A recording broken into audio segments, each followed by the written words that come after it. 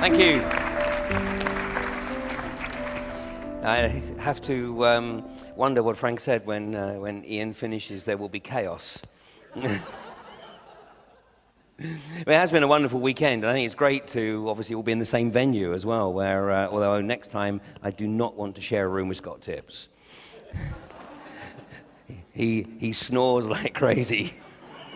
We were throwing stuff at him in the night to try and... So if I fall asleep, it's not because... It's just because I wasn't getting sleep at the back. Now, it is the last lecture, and if I'm obviously going to try and keep to my original time schedule, maybe even a little quicker. If I see people starting to go, do a Scott, then I'll know that it's sort of time to wrap up. But it's been an absolute pleasure to chat with you, to sit down and eat with you, to exchange views. And what's really, really impressive is, of course, that the whole conference has been conducted in a language other than your first language. In fact, for some of you, I know it's your, not even your second language, it's your third language and fourth language, which is really, really impressive for me because, the old saying, a person who speaks 3 languages is trilingual. A person who speaks 2 languages, of course, is bilingual. And a person who speaks 1 language is English. Or American. Oh no, the French are getting a lot better. When I was working with in the oil industry in Paris, I had a colleague, an American. He'd lived in Paris for 8 years. And of course, unfortunately, the language of the oil industry is ostensibly English, with the exception of West Africa, where it's French, and Latin America, where it's Spanish. But the standing joke in Paris was that this guy could only ever go out with somebody else. He could never go out on his own because he only knew how to order de beer. So anyway, it's wonderful that you guys have been able to take on board everything over such a lengthy period of time in a language other than your home language. And I know we've had a very, very long day, so I will watch out for people nodding off. So as Frank said, I wasn't planning on sort of doing a roundup, but with any event like this, it's really quite remarkable how there is always a common thread. And there's no collusion between the speakers, but it always is the case that there's a common thread running through. And it just so happens that pretty much every one of the speakers has given an extensive explanation into some of the things that I'm going to give an insight into and to pull it all together. So the pieces of the jigsaw I'm going to bring together and show you how I perceive it to be as a complete picture. And I'm also going to be discussing some things that are outside of my usual realm. And this is an area that I've had an interest in for quite some time. And in fact, believe it or not, I started talking about this material, the non-material stuff, before I started talking about the geopolitical stuff, 9/11 in 2003. But what I began to realize was at the time there was really no audience for it, and I was only speaking with, if you like, the choir. But earlier this year, I did a series of 19 workshops right across the whole of the UK, from Scotland right down to the southwest of England. 19 workshops, over 2,000 people, and what I'm going to do is this presentation is going to be an insight into some of the content of that workshop. And I think what you'll see is very, very different from anything else that you've heard during the course of the weekend. But I absolutely am convinced that you will see the significance of what I present here. And what is also fascinating for me is that now is the time for this material. 10, 12 years ago, it wasn't the time. Now is the time. And what is also fascinating for me is that there are many, many people now talking about this kind of material. And again, there's no collusion, and everyone talks about it in a different way, everyone presents it in a different way, everyone focuses on different aspects of it, but nonetheless, there is a common thread. And once again, this is an indication that we're all tapping into something. So the title of the talk is, We Must Be Out of Our Minds. Well, of course, everything that we've heard during the course of the weekend, we really must be out of our minds to actually acquiesce to it, to permit it. And as I said yesterday, the 3 most powerful tools that those who perpetrate this agenda have in their armory are in our control, which is the apathy, the willful ignorance, and the abdication. And this is very important for those who perpetrate the agenda because their belief system is very, very different from anything that is in the public domain. And a part of their belief system is that they actually have to tell us what it is that they're planning on doing. They actually have to put it in the public domain. Now, that doesn't mean to say they have to put it on the front page of the newspaper. They can put it out in the most obscure form, but nonetheless, it's out there. And when there is no reaction, they take that as a mandate to then pursue that particular agenda. And actually, what's happening is they're starting to become more arrogant, more aggressive in putting out this information, which is working in two ways, because when it's ignored, it gives them, in their belief system, even more power to implement that agenda, but it's also helping us to be able to wake people up, to get them to, or stimulate their own curiosity, to take a deeper look at what's actually occurring. So as you'll see, this phrase, "we must be out of our minds," is going to have two very different connotations as between the start of the presentation and the end of the presentation. And what I'm going to show you is the brilliance of the construct, the brilliance with which this agenda is being perpetrated. Take nothing away from them. It's absolutely incredible. But also why they are getting very worried. You know, Zbigniew Brzezinski, 2.5 years ago, in May of 2010, he made two presentations, one at the Council on Foreign Relations and one at the Bilderberger meeting in Sitges. And basically he made the same statement in each of these meetings. He said, "The biggest obstacle to establishing the one world government is the rapid political awakening of the masses." Now, he made another observation 40 years ago, which I'll share with you a bit later, which is also very significant. But nonetheless, this observation, which you can find, it's in the public domain, download on YouTube, but he made the comment, the rapid political awakening is the biggest obstacle to establishing the global government. And they're behind schedule, because the original intention was to have global governance in place by now. And in fact, the original vehicle was going to be global warming. That was going to be the vehicle which they were going to ride on the back of to establish the global governance. But and Copenhagen, the Copenhagen meetings of December 2009 were supposed to be the forum by which the foundations for global governance was established, all on the basis of, you know, the need to come together to fight this pernicious global warming agenda. But of course, something happened just 2 weeks before that meeting. The ClimateGate emails were released into the public domain, which immediately showed that the whole climate change, well, not climate change, the global warming agenda was a political construct. And the lies and the deceit of the academic community and the IPCC were laid completely bare.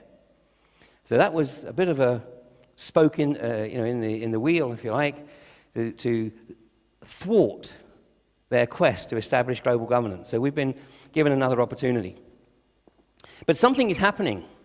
Something is happening which these guys are very, very concerned about. And it's something that's perhaps not quite so obvious to many people, but as we go through the course of the evening, I think you're going to realize that it's something that you guys are already participating in the process, and an increasing number of people are participating in this process.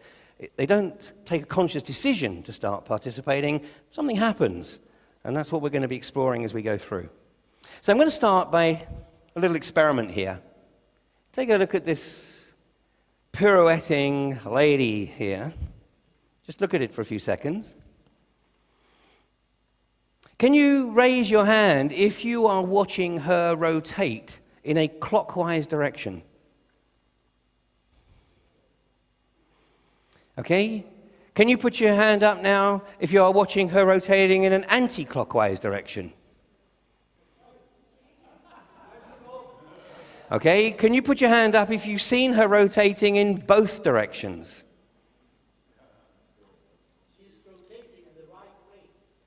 And how many people can't see her moving at all? Ah, you laugh. Well, let me tell you what's going on here. And you can find this on the web. So you can experiment with it yourself. If you haven't seen her rotating in both directions, take your focus from the head down to the heel of the foot that appears to go close to the floor here, and then bring your focus back up, and that may actually trigger a change in direction. What's actually happening here? Our optic nerves are linked to both sides of our brain, but only one side of our brain can feed information into our conscious mind at any given moment. So when we are seeing her rotating in a clockwise direction, at that given moment, it is the left side of the brain that is in the dominant role. If we are watching her rotating in an anti-clockwise direction, then that is the right side of the brain that's in the dominant role. Now, if I was to conduct this experiment in any random high street, the vast majority of people today would swear blind that they can only see her rotating in a clockwise direction. And anything else, any other suggestion is just outrageous because they can only see her rotating in a clockwise direction. And that's because the vast majority of people have been programmed to operate primarily within their left brain. And the right brain has effectively been shut down. And that's what we're going to explore as we go through the course of the evening. If you can't see her moving at all, there wasn't anybody that put their hand up, was there? If you don't see her moving at all, now I've never seen this, but I am assured that it has happened. In martial arts, the word is tatsudin, the point of perfect balance. And for somebody who has achieved a mental state, maybe the Dalai Lama might sort of get there, but that's about it, I think. But supposedly, if you've achieved the perfect balance between the left brain and the right brain, then you can actually see her just stationary. I think I've got a long, long, long way to go before that happens. Okay, what I'm going to do is I'm going to make a couple of observations, but before I do that, I want to just get a straw poll here. How many people, can I just have the hands up for all the males in the room under the age of 35? Oh, a bit too many. Okay, I'm going to make a couple of statements here. And let me tell you that if, for the male under the age of 35, it is possible that as I make these statements, you may feel a welling up of anger and frustration. And you might want to jump up and say, "That's bollocks!" And I know this happened because it happened in Australia. Where's Terry? Were you in that presentation? You weren't in that one? Okay, when it was another speaker as well. But if you do feel, as I make this statement, as I read out this statement, if you feel this sort of anger welling up, and you don't worry about it, because I will explain why you're feeling that way. Here's the first statement. Your left hemisphere of your brain is a hormonally retarded, perceptually limited, and cognitively impaired version of your right hemisphere.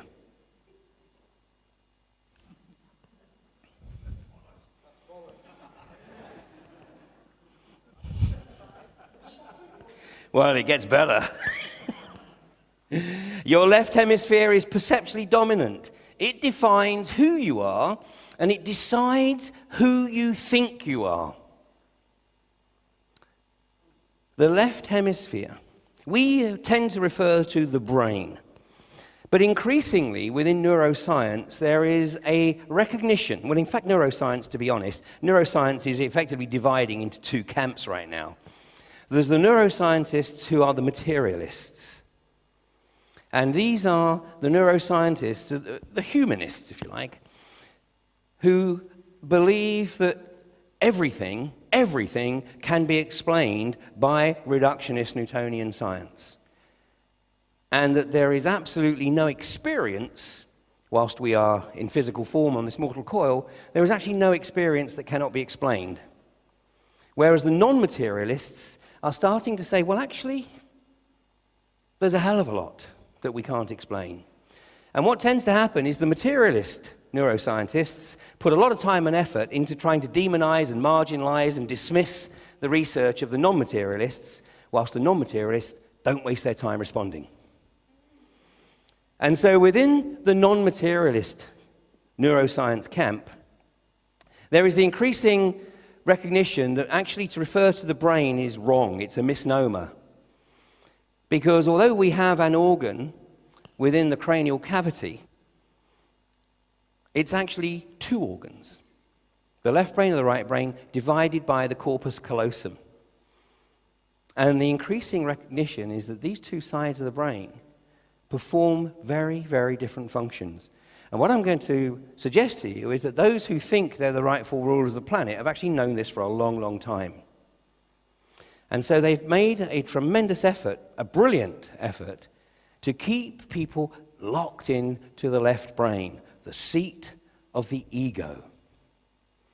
And a lot of research, the reason I said about the under 35s, is a lot of research has shown that because of all the programming that takes place, for a lot of the male population, it's only when they get to about the age of 35 that they actually start to move away from the focus on the self and start to recognize that, well, maybe there's other people and maybe they can enjoy life more if they open up to a more open relationship with other people. But up until that point, and it's no fault of their own because it's part of the programming, they focus very much on the self. Now, just to develop this theme of the it defines who you are, let me just ask a question here. When you meet somebody for the first time, perhaps even over the course of the weekend, you've started up a conversation with somebody else, but not necessarily here, but elsewhere. When you meet somebody for the first time, after you've exchanged pleasantries, what's normally one of the first questions that actually gets asked? What do you work? What is your work? What do you do? What do you do? And what do we answer?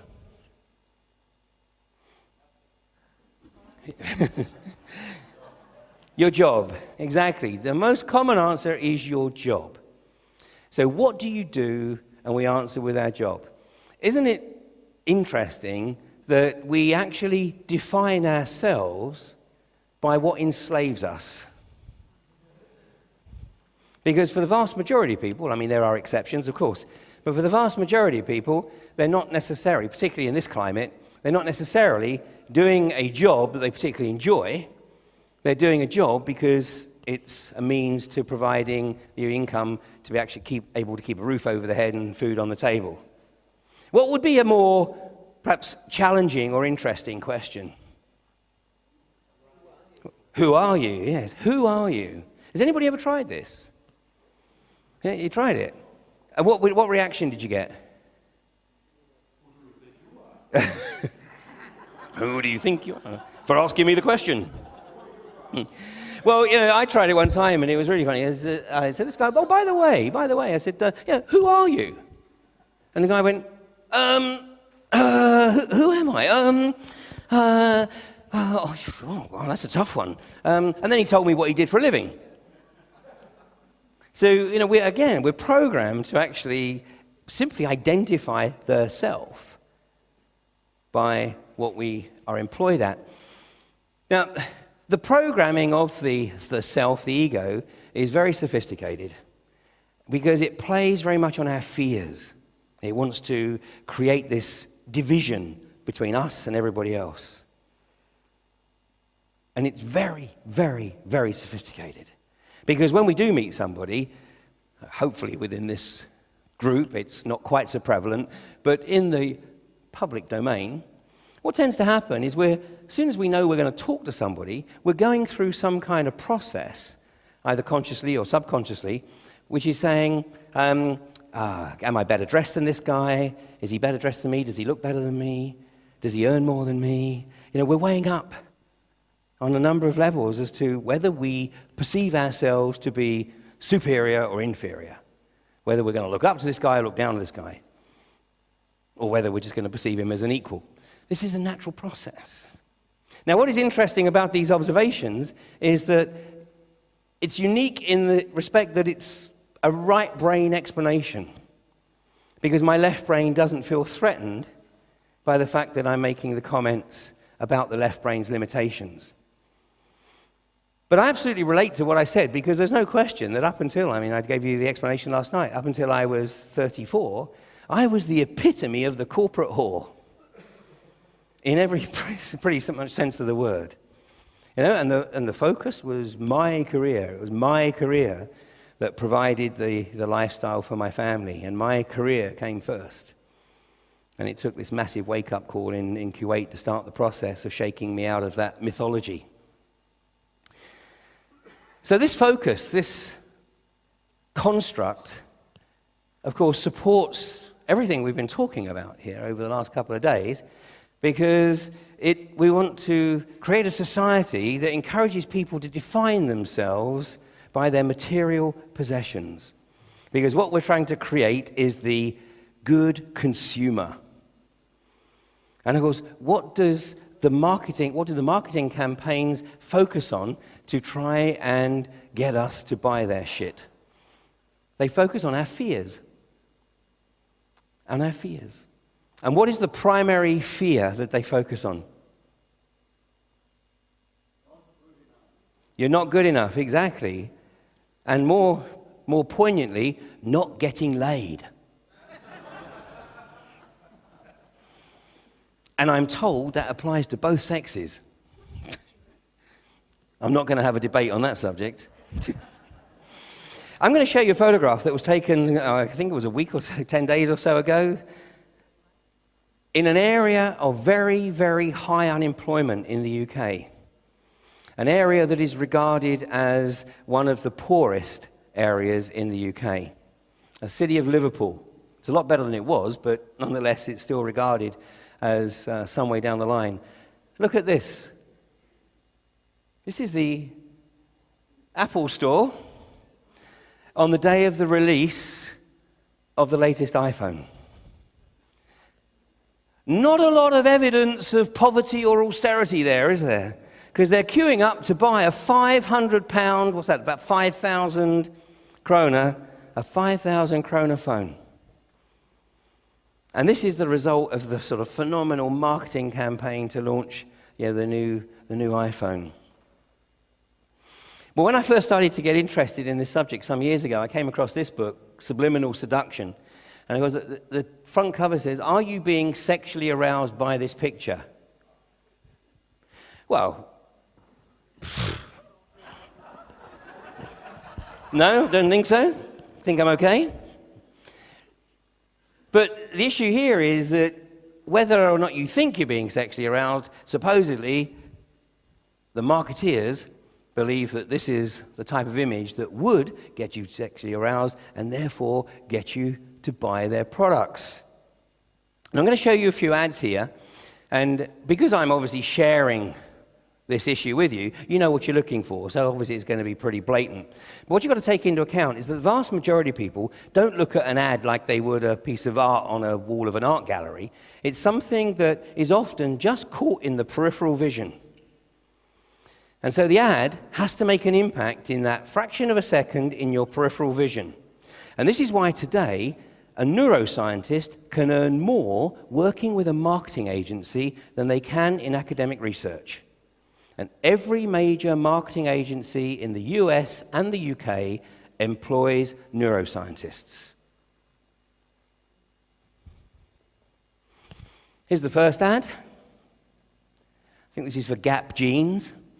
Obviously appealing to both sexes. If you wear Gap jeans, you might get laid. Here's something that's a little bit more blatant. Unless you wear Tom Ford aftershave, you're not going to get down her cleavage.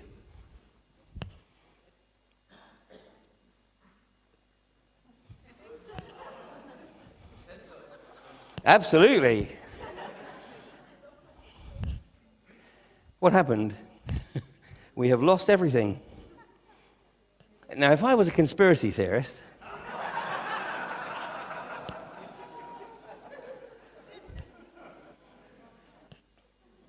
we've got the mouse. There we go. Thank you. You may wave your magic wand. Yes. Or elsewhere. And with this aftershave, you might get real lucky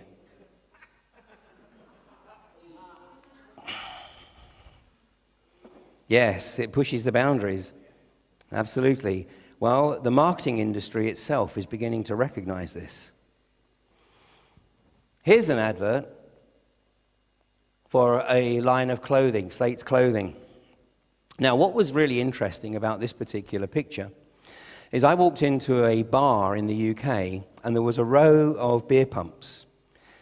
And one of the pumps actually had exactly this as a 3D image on the beer pump, within the pump itself. And it was a row of about 6 beers. And I spoke to the barman, and I said, look, forgive the question, but just out of interest, which one of these 6 beers do you sell most of? And without hesitation, this was actually Budweiser, without hesitation, he said, oh, Budweiser, no question at all. Now, Budweiser may be, I don't drink, but Budweiser may be a good beer. But I would suggest that this image within the 3D context of the pump actually contributed to the sales. Here's Samsung computers. Yeah, it has nothing to do with the computer. It has much more to do with the selling. Here's one, fairly close to home across the water, although it's not an ad from Sweden, it's an ad from the US, but here's Volvo cars.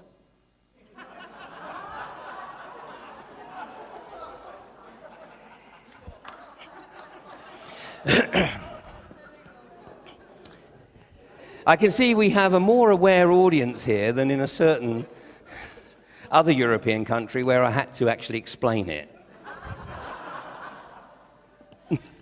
Now, the next picture I'm going to show you is actually from a cinema. It's in one of these multi-screen complexes. Now, supposedly, and I will take this with a pinch of salt, but supposedly these 3 ads for films were not deliberately put up in this order. Personally, I think that's a crock. But anyway, consider that's what the manager said. They weren't deliberately put up in this order. But when these films came into the cinema, these 3 films grossed as much as all the rest of the screens put together. Now, once again, bear in mind that, when you walk down that long walkway to the doors where you go into all the cinemas, you're not going down the corridor going, oh, yeah, must go see that film.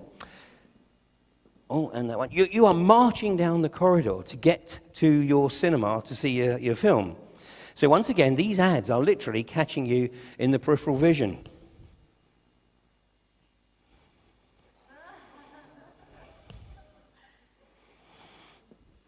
Now, here's one from Burger King in the US.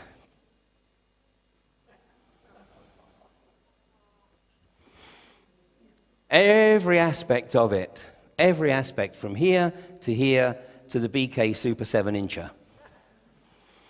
Here's a collage of some of these ads, all from the US. Why? Because it is effectively scientifically proven that sex sells. That sex sells. When I was pursuing this line of research with some of the marketing agencies and was talking about this, they were very, very proud of some of the ads that they had designed. And they showed me some of the ads, and every one of the ads supposedly, did have, because they eventually pointed out, but had the word sex embedded in the graphic. Now, some of them it was obvious. Some of them I'm staring at it, and I just can't see it until they pointed it out. And eventually, of course, once I got the drift and knew what I was looking for, I could see it straight away. Here's one for bread.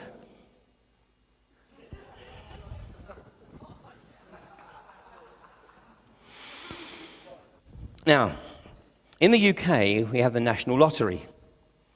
And this whole issue of morality in marketing came to the fore over this marketing campaign. A particular company, a company called Barnaby Barford, won the contract to market the lottery scratch cards. Now, in the UK, you cannot buy a lottery scratch card until you reach the age of 16. And actually, they're pretty hot on this. And if you look under 25, they will actually ask for your ID. But this marketing campaign was aimed at pre-pubescence, i.e. 9, 10, 11.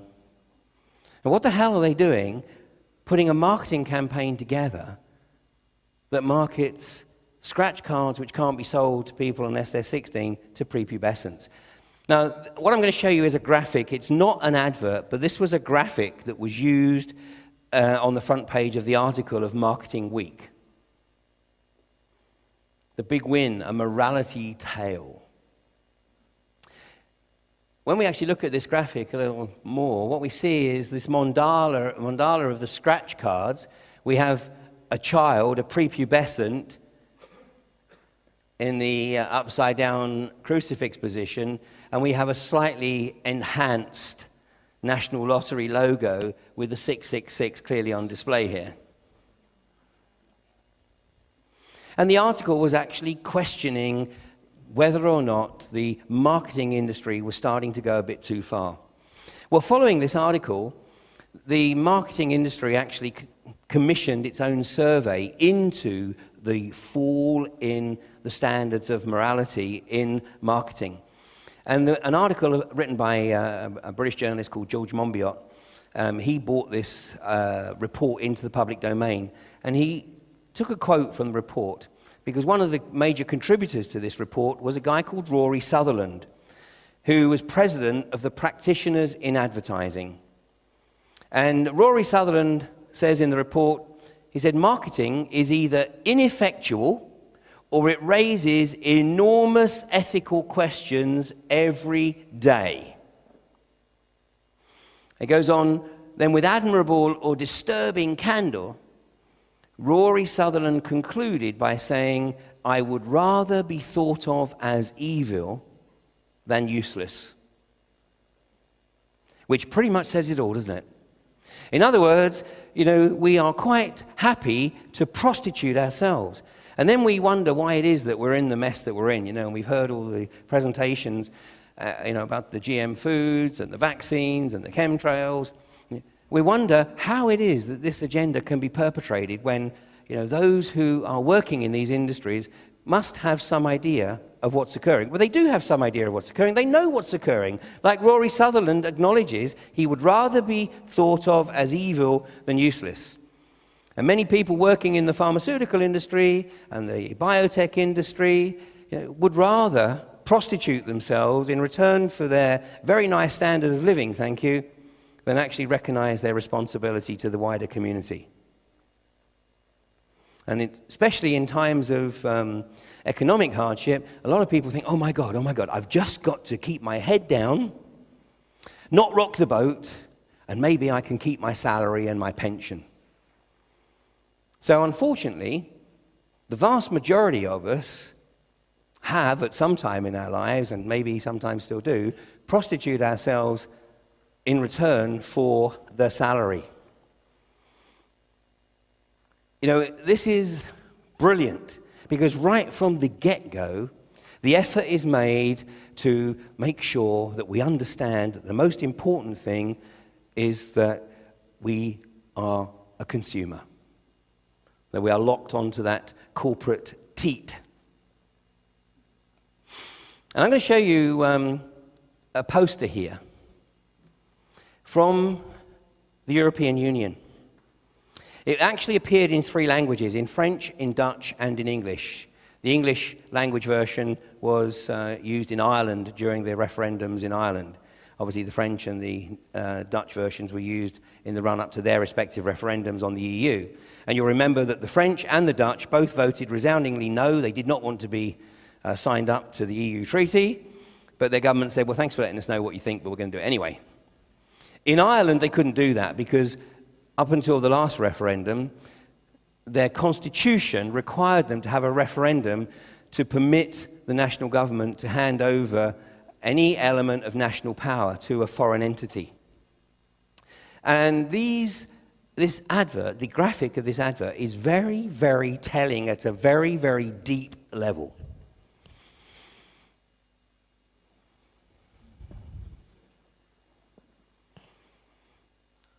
I'm not even going to get into this.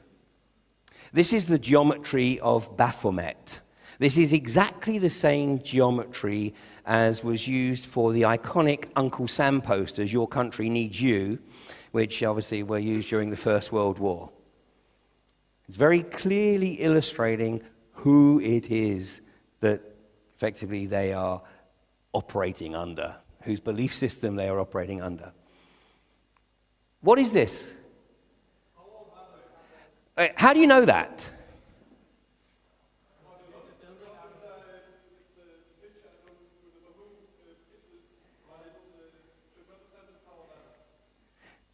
Okay, at least you didn't tell me that you'd seen the blueprints like somebody. Absolutely, it's based on this. This is Bruegel's amazing artwork. And this has effectively become the defined vision of the Tower of Babel. Well, of course, the EU tells us exactly where their loyalties lie, because this is the parliamentary building in Strasbourg. And it is based exactly on Bruegel's wonderful piece of artwork here. The EU is a Babylonian entity. The Vatican is a Babylonian entity. There are many, many good Christians within the Catholic Church, within the Roman Catholic Church, but there's nothing Christian about the Roman Catholic Church. There's nothing Christian about the Vatican. Why do you think Tony Blair converted to Catholicism? So that he can be the first elected president of the EU. This war criminal is being groomed to be the first elected president of the EU because he will do exactly what he's told, as he has proven over the last 8 years. This tower, in this graphic, represents exactly the same as the separated capstone that I showed you yesterday on the back of the $1 bill on the Great Seal. This represents the bastion of the few, where they retain the knowledge and the wisdom that will never be shared with the masses. The moat here represents the separation between the capstone and the rest of the pyramid. You see here, we have these guys in the grey suits. You know what that represents? That represents the names of anybody you know in the public domain. That represents the Bushes, the Cheneys, the Rumsfelds, the Blairs, the Camerons, anybody whose name you know in the public domain. And you see them standing there looking across longingly at the Tower of Babel. What have we got to do to get inside there? Well, they'll never get inside there because they're not part of the inner sanctum, but they will do anything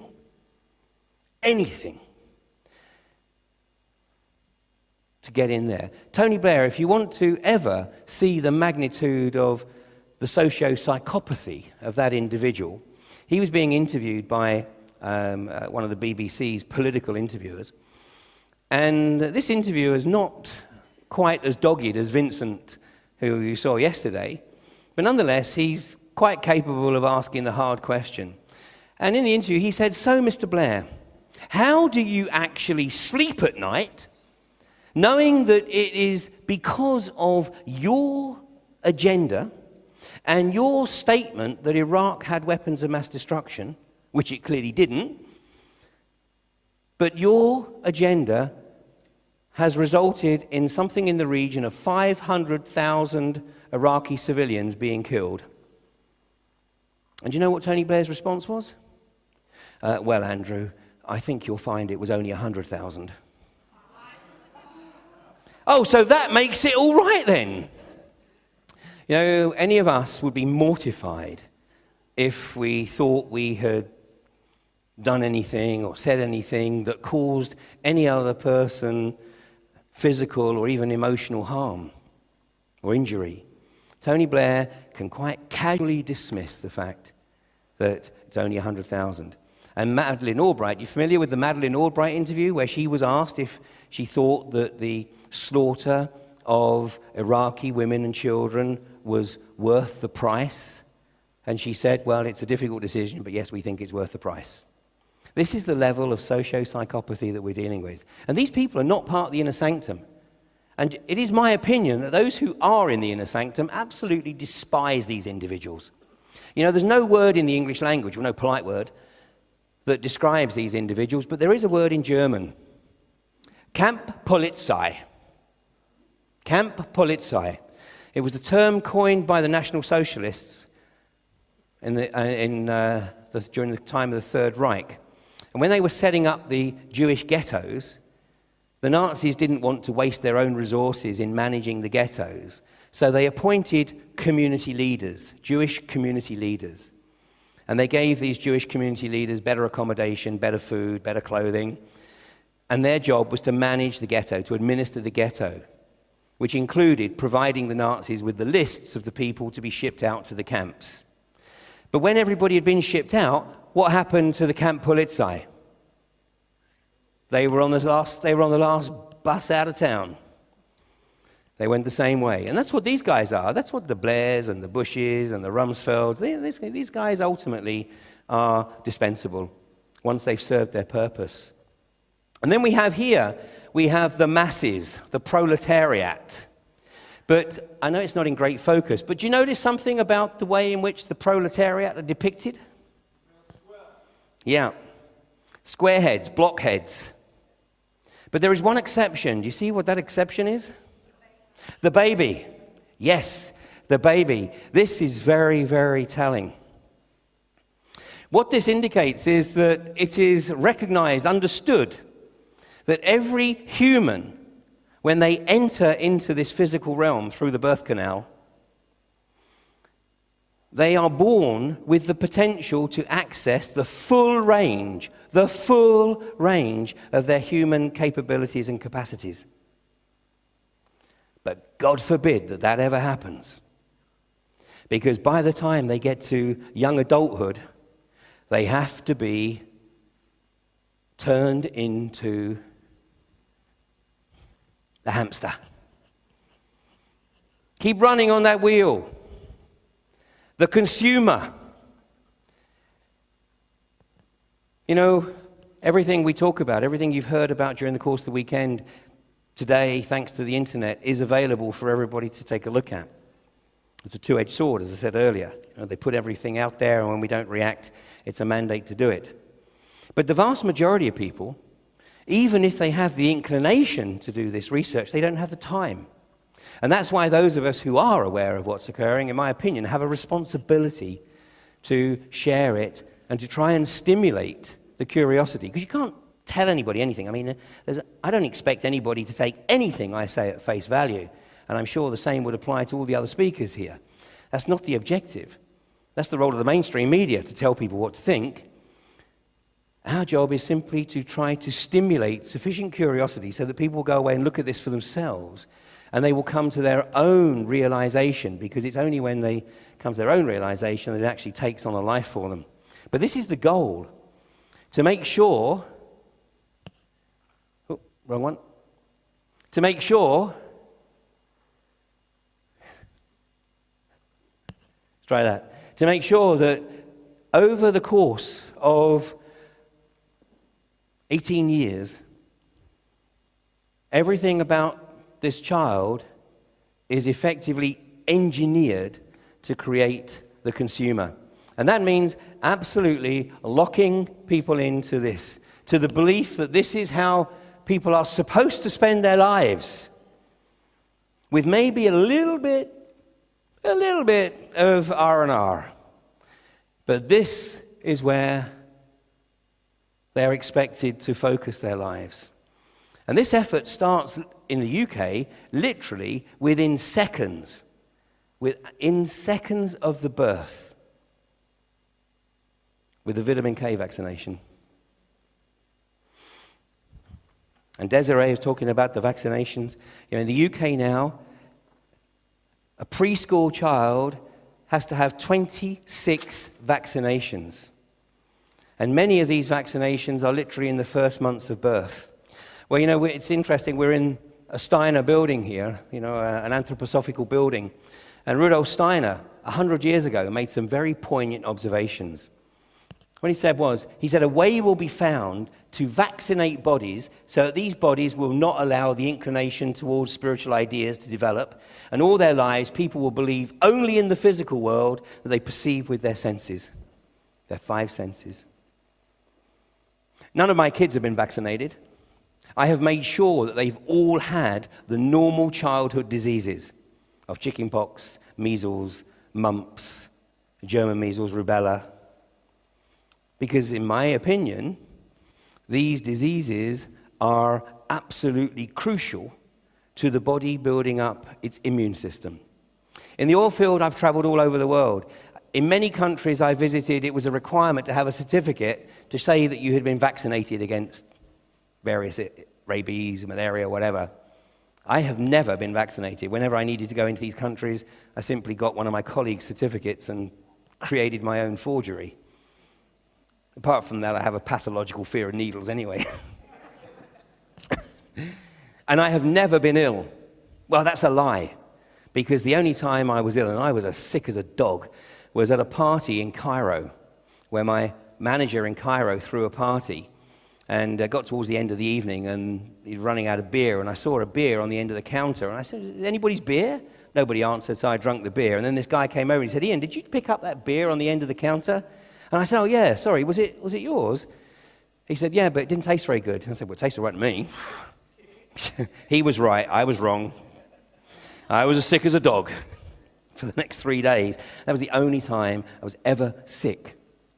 And yet my colleagues, some of whom have had all the vaccination, oh my God, it was a real mess. At the end of the day, I'm not anti-vaccination, but what I am anti is the dogma of vaccines.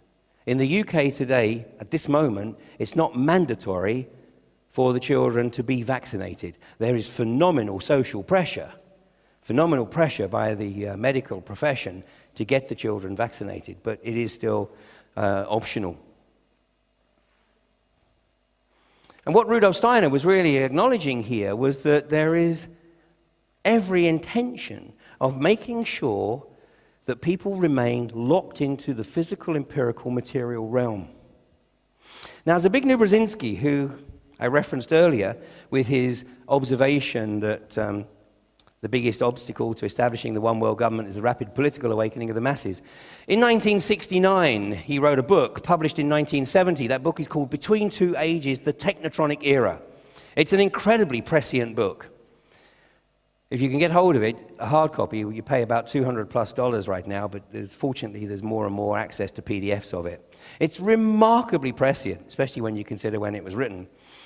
But in that book, he makes an observation. I'm going to paraphrase, so what I'm saying here is not a direct quote. But the paraphrase is, what he says is that the challenge for Western governments, remember this is 1969, the challenge for Western governments will be to keep their people locked into consumerist materialism, preventing them from realizing who they truly are. I think that's pretty telling. You know, what these guys are basically stating is that they have to make sure that we are locked into the left brain construct, because if we start to access the full range of our capability and capacity, we might actually be a bit of a problem for them. Well, what I'm going to try and do through the course of this presentation is just get you to question some of the things that you take as sacred cows. So let me just ask a question here. How many people here believe that the earth revolves around the sun? The earth revolves around the sun? Okay, half of you. How many people believe that the sun revolves around the earth? One, yeah, okay. How many people actually don't really know?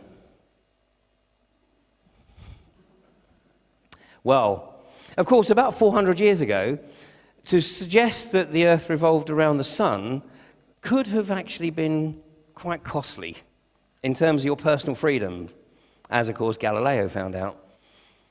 Today, of course, if you believe that the sun revolves around the earth, then you will be ridiculed.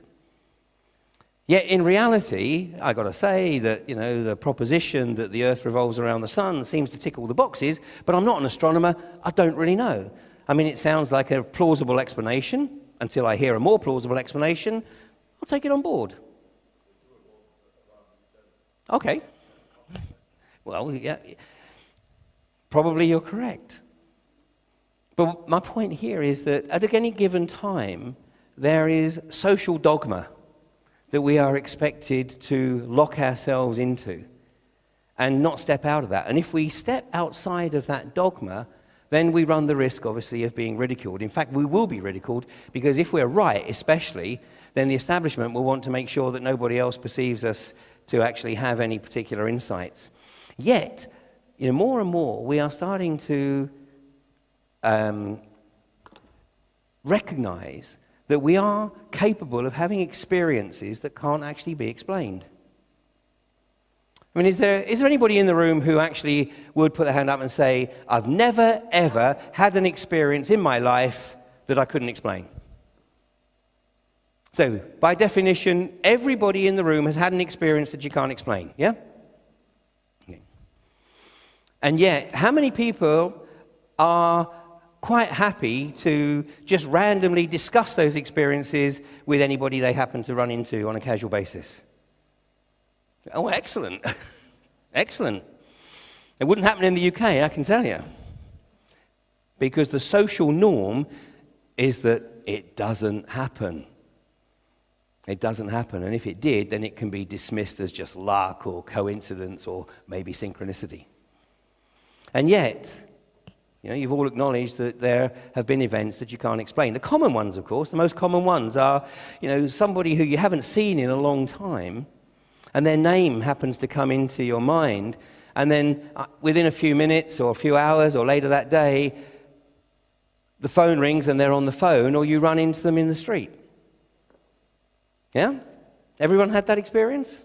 Yeah.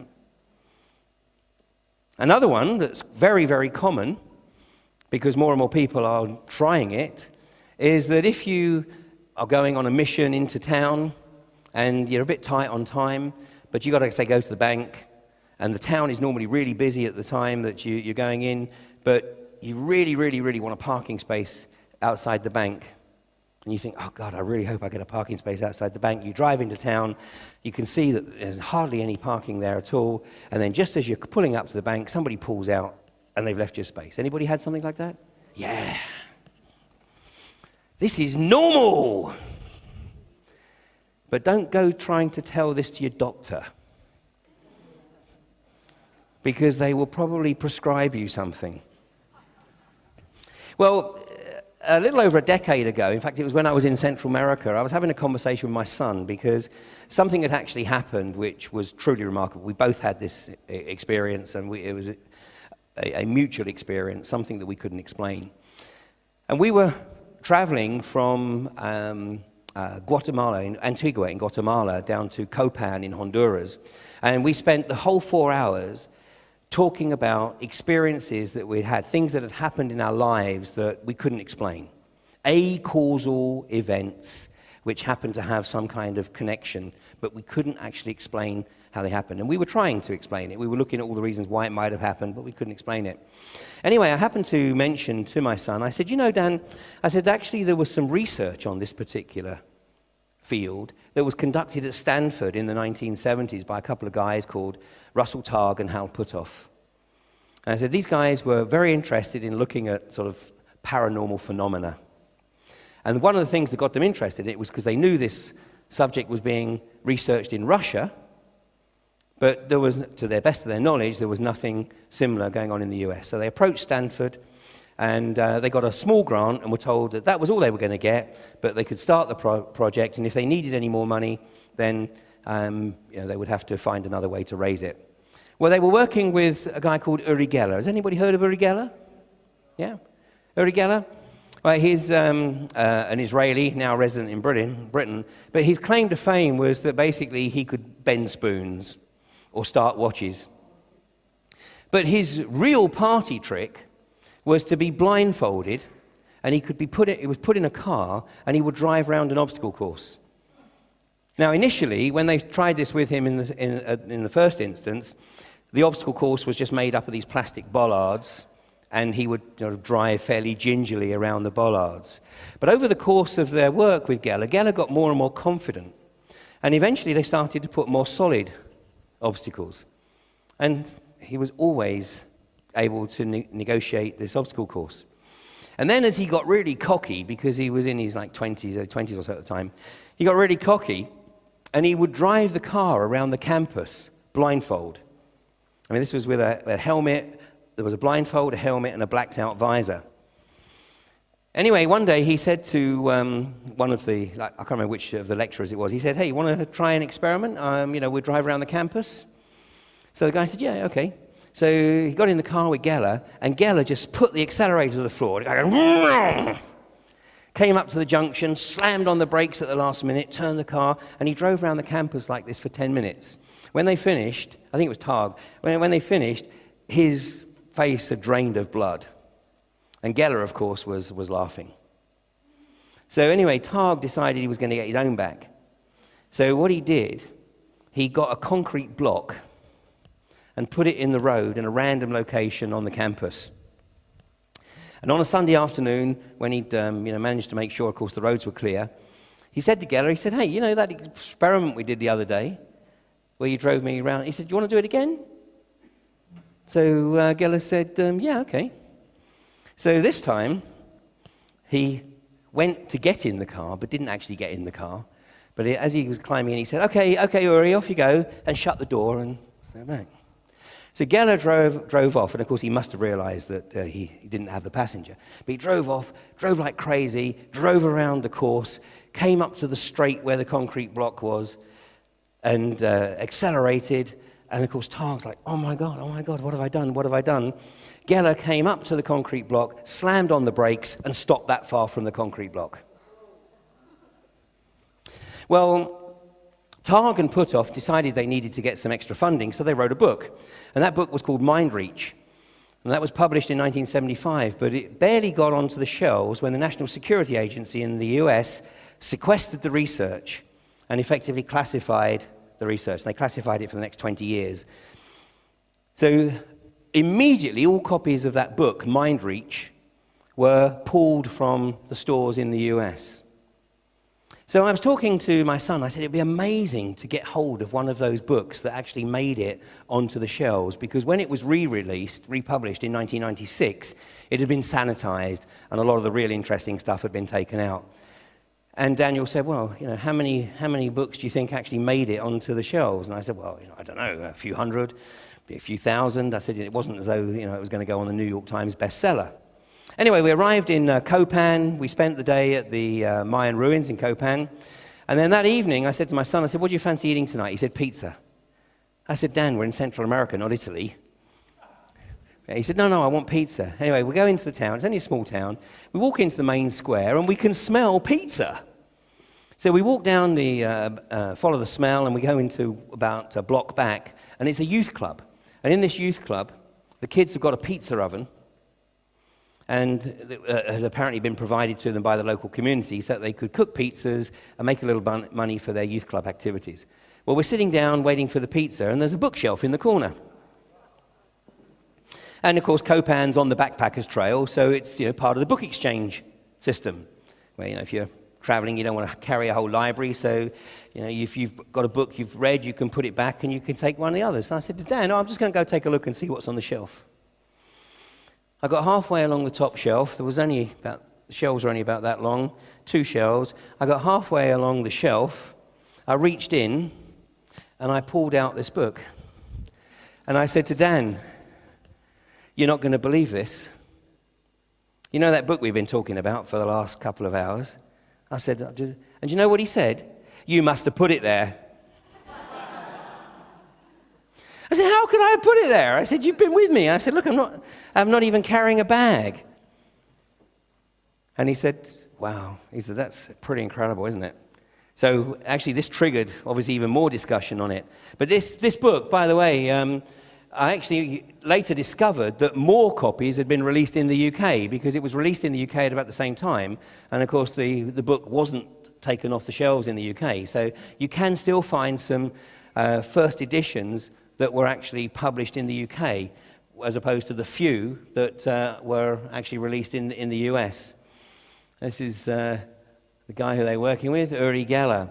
Uri Geller, and of course, he became an employee of the CIA, basically. And he was used in many occasions to try to get Russian diplomats to change their agenda. If a Russian diplomat was going to be required to sign a particular agreement or whatever, then it would be arranged for Geller to be in the same room or be on the same flight and supposedly try and influence the guy. The bottom line was that, the CIA, the NSA were prepared to give this activity some credence. Closer to the current time, let me introduce you to this lady. This is Jill Bolte Taylor. Jill Bolte Taylor is a neuroanatomist. And in the mid-1990s, she was a very, very well-respected neuroanatomist. She was in her mid-30s. And in her mid-30s, she was already holding positions in academia that were normally only held by people like 20 years her senior.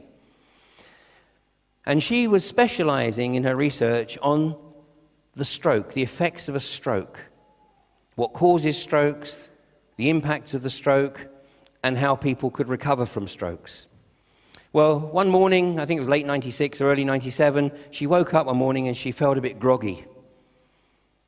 And she hadn't had a heavy night the night before, but she just didn't feel good. And as she started to go through her morning routine, she felt worse and worse and worse.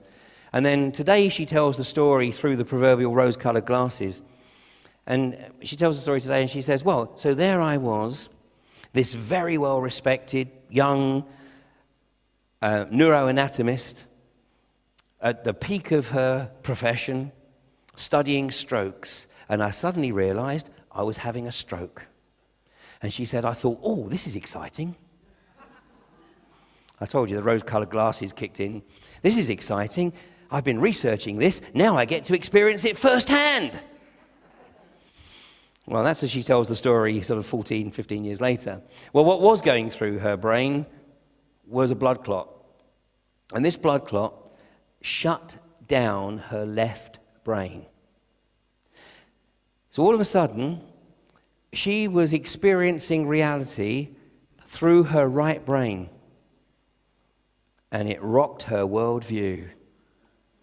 Because first of all, she said that she couldn't actually determine where she started and finished. She was just part of a great amorphous. Her mother became her primary carer. And as her mother was looking after her, she began to realize that she could predict what was going to happen. She would know who was going to come into the room. She would actually know whether or not the person was coming to see her out of pure curiosity or because they were genuinely concerned for her. And if she wanted something, she would think, oh, I could do with an apple. And then her mother would come in a few seconds later and say, would you like an apple, dear? Anyway, as these experiences started to unfold, she realized that this was truly remarkable. And she was getting insights that she couldn't even have begun to consider when she was doing her research in the academic environment. So now she decided that she had to find a way to take these insights and this knowledge back to the physical, empirical, material realm. But this was a bit of a problem because she'd lost all her motor skills. So she literally went through a process of re-education of the left brain. A long process, but eventually she managed to achieve it. And that was her motivation the whole time. She said, my motivation was to share my knowledge and my insights with my colleagues in the neuroanatomy community. And she wrote this book. This book? Yeah, that book. My Stroke of Insight. It's a very, very easy read because her left brain, when she wrote this, had reached the level of about a 14 or 15-year-old. So the book doesn't actually try and analyze what had occurred. The book is simply an explanation of her experiences. And of course, what she has acknowledged is that, basically the right brain has a very, very different role. It is the left brain that connects us with the physical, empirical, material realm. It is the left brain that operates within a linear time-space continuum. The right brain is not constrained in that way. The right brain operates outside the linear time-space continuum. The linear brain connects us with everything, potentially. My hypothesis is that the powers that be, those who think they are the rightful rulers of the planet, know this. And they know that if we are able to awaken this capacity to its fullest extent, we're going to be a massive problem to them. Let's take a look at something else. Let's look at another sacred cow. Let me introduce you to this lady. This is Claire Sylvia. She was living in Massachusetts, and she had congenital heart problems. Her life expectancy was, her quality of life was appalling, but her life expectancy was very small, very short because of the heart disease. Anyway, she was working with a hospital, and yes, she was on the list to get a transplant, but nothing seemed to manifest. And then she read about another hospital that was starting up a heart transplant program. So she contacted that hospital. She went to meet with the staff at that hospital, and they said, "Yep, absolutely, you're a great candidate for a heart transplant." She got back home, and within a few days, she got a call to say, "Are you ready? You know, are you ready? Are you prepared? Are all your affairs in order?" Of course, because with a heart transplant, the likelihood is that you might not survive, so you've got to be ready for that. Well, she was ready for it because her quality of life was atrocious. When they opened her up on the operating table, they discovered that a heart transplant wasn't going to cut it because the heart and the lungs were in such a poor state that she needed a heart-lung transplant. So the hospital contacted the hospital where the donor was being prepared and asked them if it was going to be possible to take out the heart and the lungs as one unit. Well, the hospital replied that it was. The heart and lungs were transported to the hospital and put into Claire Sylvia. Now, because of her lifestyle, obviously she didn't drink, she didn't smoke. She tended to live on a liquid diet. But when she came round from the anesthetic, the first thing she said was, "God, I could murder a beer and a Kentucky Fried Chicken." And she realized that it wasn't her that had said that. Over the course of the next few weeks, she began to realize that she was no longer just Claire Sylvia. She was Claire Sylvia plus somebody else, the essence of somebody else. And of course, she acknowledged that it was the essence of the donor. Even when she left hospital, she got her driver to pull into a Kentucky Fried Chicken. Whether she had one or not, I'm not sure, but she actually got the driver to pull in. She wrote a book called A Change of Heart, the extraordinary story of a man's heart in a woman's body. The sensation of this essence of another being grew in her, and she felt this phenomenal desire, this driving force to meet with the family of the donor. Now, this is absolute antithesis to the medical community. You cannot meet the donor. Never shall the recipient and the donor ever meet. And it's an area that isn't even explored. It's just black and white. They will never meet. She tried to persuade the administration of the hospital to tell her who the donor was, but they wouldn't tell her. And then she had this drive. She couldn't suppress it, and she got a friend of hers to help her and did the research. And obviously, she knew the date, she knew the approximate location, and she was able to establish that the donor was an 18-year-old male who had been killed in a motorbike accident. The motorbike had gone into a tree. Obviously, the guy had died from terrible head trauma, but the rest of the physical vehicle was intact. Well, she did actually meet with the family, and of course, the experience she had with the family perhaps helps us to understand why the medical establishment is so anti-recipients meeting with donors' family, because some of the family embraced her because they were happy to at least sense that they had part of their lost relative. But other members of the family just couldn't take it. And it actually caused a massive split in the donor's family because of her contact with them. This story did actually make it into the British media. This was the headline: "I was given a young man's heart and started craving Kentucky Fried Chicken, beer and Kentucky Fried Chicken. My daughter said I even walked like a man." Well, there's another story here I'm going to share with you, which didn't have such a good ending. because Claire learned to live with the essence of this young male that was within her. She recognized that it had to be a partnership from this point forward. She was no longer just Claire Sylvia. This is a very unfortunate incident. Let me just read it. This is from the media. In a newspaper article published in 2006, Mr. Graham, the recipient of a heart, said he felt an instant and unusual attachment when he met his donor's widow. Now, I don't know the circumstances how he met the donor's widow, but I would hazard a guess that it wasn't dissimilar from Claire Sylvia's experience, and he had a desire to meet with the widow.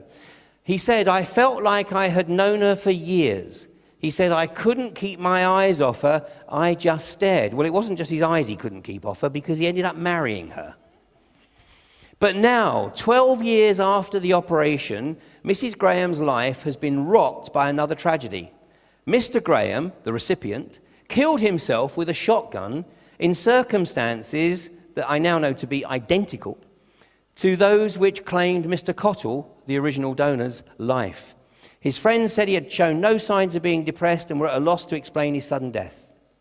According to scientists, there are more than 70 documented cases of transplant patients taking on some of their personality traits of organ donors. Actually, today it's hundreds. It's hundreds of examples of organ recipients taking on characteristics of the donor. Some more so than others. Some no obvious sign whatsoever. In the most extreme case, there's a guy who absolutely hated classical music, but the donor, and this was actually of a kidney, the donor was a very accomplished classical musician. And the recipient, although he didn't become a musician, but he developed a love for classical music. But I got to tell you that if, God forbid, but if ever I'm a candidate for a transplant, I'm going to want to know who the bloody donor is. Because when I was exploring this with the medical profession, and a guy I've become a very good friend with, a retired orthopedic surgeon, and we were talking about this, and he said, Ian, he said, there are things that we just don't talk about in the medical profession. And he said, certainly things we don't write about. He said, but this situation occurs with blood transfusions. He said, that's why when we have a patient who has some serious trauma with a loss of a lot of blood, and we have to give them many, many pints of blood over a period of time, we have to keep them sedated. Because with a blood transfusion, apparently the characteristics aren't permanent. But as the transfusion is taking place, apparently it can cause very, very significant personality changes into the person receiving the transfusion. And that's why this particular doctor, he said, I absolutely respect the decisions of the Jehovah's Witnesses and others who refuse blood transfusions. He said they know the circumstances, or they know the consequences, but he would never force them to change their minds. The bottom line is here that there are aspects of our physiology and of our consciousness that go way beyond the current level of the reductionist Newtonian scientific explanation. Let me just throw an experiment here. Can you if you're in the front row, turn around, but can you randomly just point at anybody else in the room? Please? If you're at the back, just randomly point at anybody else in the room. Okay, now can you point to yourself, please? Point to yourself. Look at where you're pointing. The vast majority of you automatically did this. That's where you subconsciously acknowledge that the true self resides. Not here, not even here. Here. There's an organization in the US called the HeartMath Foundation that's been in existence now for, I think, about 20, 25 years. And the HeartMath Foundation has been doing a lot of work on the right brain heart connect. And part of their research involves measuring the electromagnetic field around the body, and its strongest is here. The strongest point is here. And the people that they work with, they've analyzed the way in which they live their lifestyle, and they found that the people who have the most balanced personality are those who take time to sit in silence, those who take time to walk out in nature, and particularly walking around in bare feet on the beach or bare feet in the fields. And in fact, this is an old graphic with the toroid, because now they've updated it because they believe that the toroidal force actually goes beneath the feet. And what do we wear on our feet today? Leather and rubber, insulators. So we're actually insulating ourselves from that greater connection. When I was in Central America, one of the remarkable experiences I had, I was staying with a family in Belize, and the husband went off to do the shopping, and he'd been gone about 20 minutes or so, and the wife said, "Oh, gosh, I meant to get him to get some eggs." And she walked over to a big tree in the garden, and she leant up against the tree, and she just said, "I need some eggs." And I said, "What?" And she said, "Oh, no." She said, "The trees, we communicate through the trees." She said, "We've done this for generations." I said, "Yeah, right, okay." Anyway, it was about a couple of hours later that her husband came back, and as he walked through the gate, the first thing he did was he reached into his bag. He said, "You wanted some eggs?" Now, whether it's the trees or not, I don't know.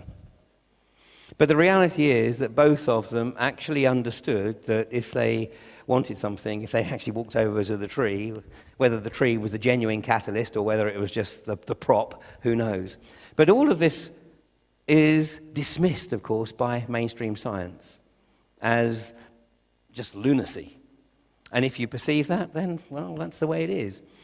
But of course, the reality is that more and more people are starting to recognize that there's a hell of a lot going on that we can't explain.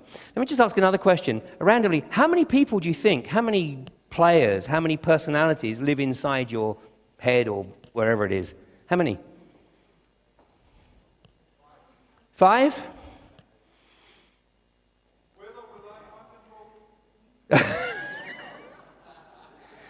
Well, that's a good question. Let's say without for the moment. How many without and how many with? How many think it's one? You think it's one? So you never talk to yourself? My ex-wife, one of the things I've always done is I've always used the opportunity, sort of, particularly when I'm driving, to sort of kick stuff around in my head. And my ex-wife was never able to accept that when I was driving, I'd be going along going,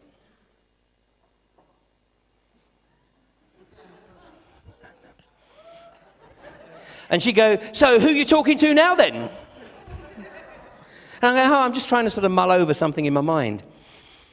Well, of course, to consider that you possibly have more than one person or more than one player inside your head is the fast track to a course of Prozac, if you acknowledge it. But actually, even the BBC, this is from a BBC article, and even the BBC actually acknowledged that voices in the head are normal. But that maybe, you see, that was just the sowing the seeds for, the mind control. Has anybody ever heard the name David Shayler? David Shayler, okay. This is a guy who used to work with the security services. He used to work with MI5. And he blew the whistle, tried to blow the whistle on the security services, the British security services, trying to assassinate Gaddafi in 1997. Well, he had to go on the run to France, and where he was eventually arrested, taken back to the UK, put into jail, and then, tragically, in 2007, he declared himself to be the Messiah in a public presentation. I was actually the speaker before him, and then he got on stage and declared himself to be the Messiah. And I'd known David for quite some time. But afterwards, after the talk, I saw him. He was holding court with a few people. And I guess that as I walked past the room, I must have gone, fuck, something like that. Because a few weeks later, David went on to one of the satellite TV stations, and he was being interviewed. You'll find this clip on YouTube. And David's being interviewed by the host, and there was a British comedian who was sort of there to provide the balance. And so the host was saying, so David, you're the Messiah. Yep, and she got him to sort of talk through the process of when he became the Messiah. But this comedian said, "So let me get this right." He said, "If you're the Messiah, then surely it follows that the Antichrist is here on earth right now." And David Shayler said, oh, yeah, he is. So the comedian said, so who is it then? And Shayler said, well, I'm not sure, I should probably say on television. But the host said, yeah, come on, who is it? Thinking he was going to say George Bush, Dick Cheney, Donald Rumsfeld. And he said, well, actually, it's a guy called Ian Crane.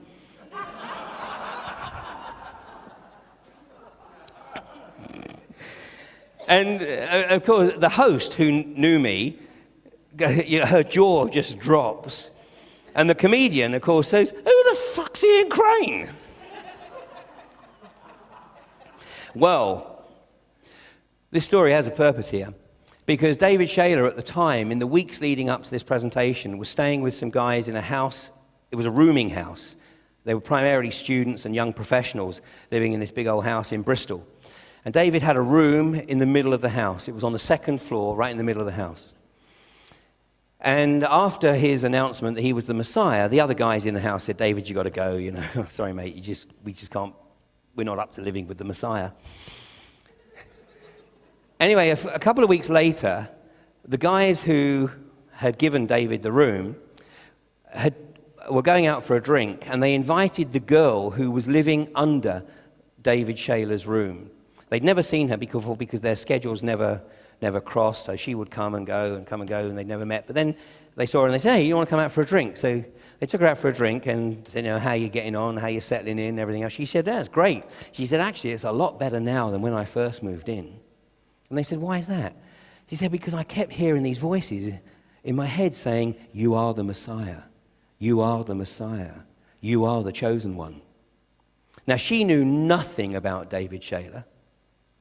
So, of course, the supposition here is that David Shayler was specifically targeted to effectively demonize himself, as it were, and marginalize himself, so that any claims he made as a former MI5 operative were immediately dismissed because he'd lost the plot. So that's a first-hand experience of the mind control. And I think that, you know, there is no question that we can develop the capability and the capacity to resist that. But this process of shutting down this right brain activity, it continues, of course, from the vaccinations, and we're seeing this increasing agenda to get Ritalin into our youth. The UK last year spent £45 million on Ritalin. Ritalin is a psychoactive drug. The mainstream media has been running articles. This is from one of the major papers in the UK, the Daily Mail. Thousands of hyperactive children are being given Ritalin, which can stunt growth or even schizophrenia drugs. Are they victims of greedy drug firms? No shit. And doctors too quick to diagnose a condition many say doesn't exist. We know that Ritalin causes young people to self-harm, to go into deep depression, and to commit suicide. Barry Trower on I've lost track of days, Thursday, Barry Trower talked about Bridgend in South Wales, where there was a cluster of suicides. There were two, the British government refused to initiate any independent investigation into this cluster of suicides, but there were two professors who undertook to do personal research and investigation. One concluded the same as Barry, that every one of these teen suicides lived within 80 meters of a phone mast. The other professor not only acknowledged that they lived within 80 meters of a phone mast, but also established that every one of the teen suicides was either on or had recently come off a course of Ritalin. And of course, Ritalin is just the nursery for the more pernicious adult drugs like Prozac.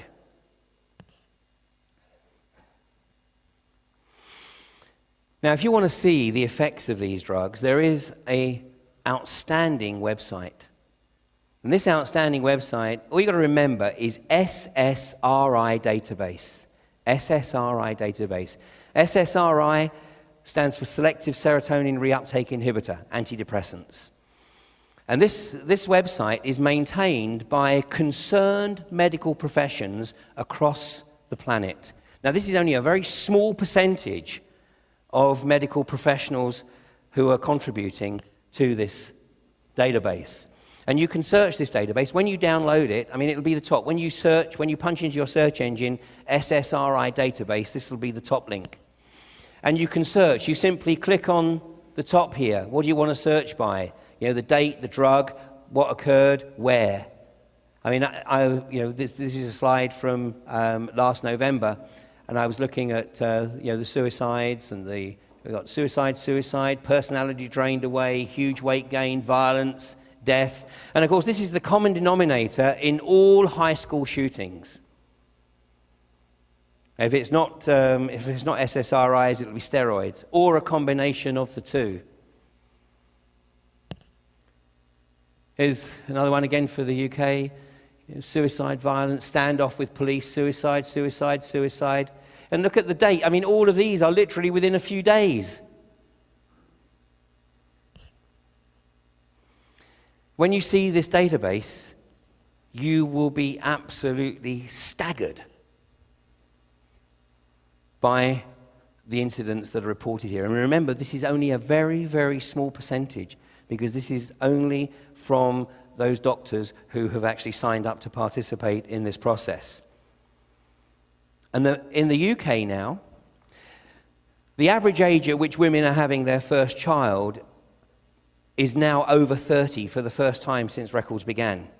Two reasons for this. One is economic, because young people can't even begin to think how the hell they can have one of them stopping work and have an extra mouth to feed. So they're putting off having their first child until they're over 30. At the other end of the social scale, you have the teen pregnancies, because the teenagers know that the fastest way to get out of the family home is to get pregnant and be provided with a local authority housing. This dichotomy is causing the establishment a bit of a problem, because the 30-year-old mothers are much better informed and in many cases are refusing to have their children vaccinated. At the lower end of the social spectrum, the establishment is now providing incentives for mothers to get their children diagnosed with ADHD and to get them put on a course of Ritalin. If you have one child diagnosed ADHD and the doctor prescribes a course of Ritalin, you become regarded as their carer. And under the British social security system, you can now receive £600 as an allowance for being their carer. If you have two children diagnosed Ritalin, you get £1,200. If you have 3 children diagnosed with ADHD and prescribed with Ritalin, you can apply to be given a car. That car will be taxed and insured, and the fuel will be provided by the state, because you have 3 children who have been diagnosed ADHD and require your full-time attention, and you obviously need to transport them. So what we have today on the Sink estates, at the lower end of the social strata, we have a very, very high level of young people who are effectively under the chemical cosh. Now, Ritalin is not actually technically an SSRI. In fact, the chemical structure of Ritalin is very, very similar to cocaine. But it has a very, very different effect on the developing brain than it does on the developed brain. And pharmacologists can't actually explain this. I mean, it's what Barry was saying yesterday. You know, the developing brain is a very, very different piece of kit than the developed brain.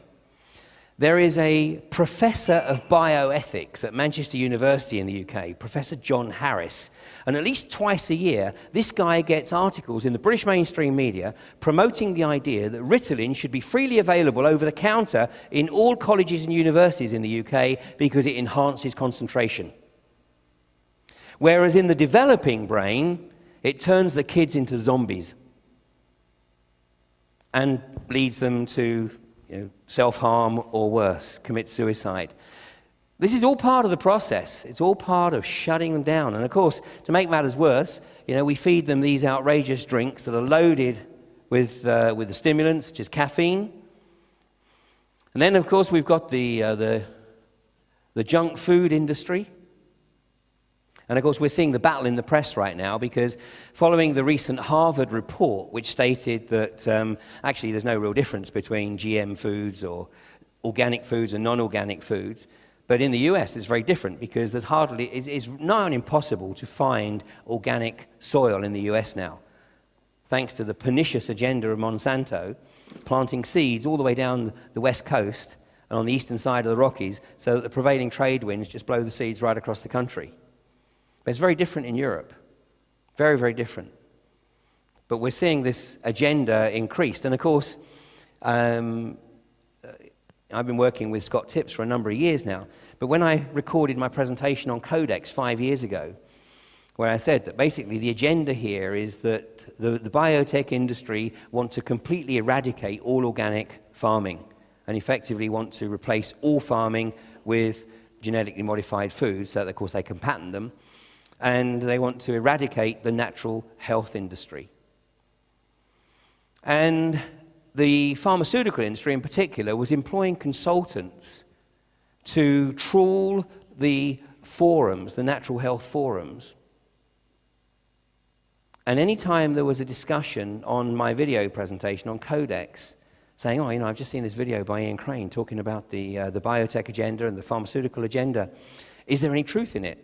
And these trolls would come back, no, there's no truth in it whatsoever. Ian Crane's just a conspiracy theorist. So on May the 1st last year, when this piece of legislation was introduced in the EU, and it has the wonderful acronym of THUMPT, the Traditional Herbal Medicines Products Directive, which gives all EU countries 2 years to remove all non-approved natural healthcare products from their shelves by the 30th of April next year. So when this is from the front page of one of the major publications in the UK, and the natural health community went, oh my God, it's true. And so after this, for the first time, I was invited to speak to one of the groups who were trying to maintain natural health. And I said, well, this is like bolting the door after the horse has run. And they said, oh yeah, but we didn't believe it was true. And I said, well, with all due respect, it is your apathy and your willful ignorance and your abdication that has effectively led to the death of your industry. And this is still the case. I mean, the natural health community in Europe, I still don't think, has actually grasped the magnitude of what is happening here. Because after April the 30th next year, to even order natural health products from the US to be shipped into Europe will be treated exactly the same as if you were importing cannabis.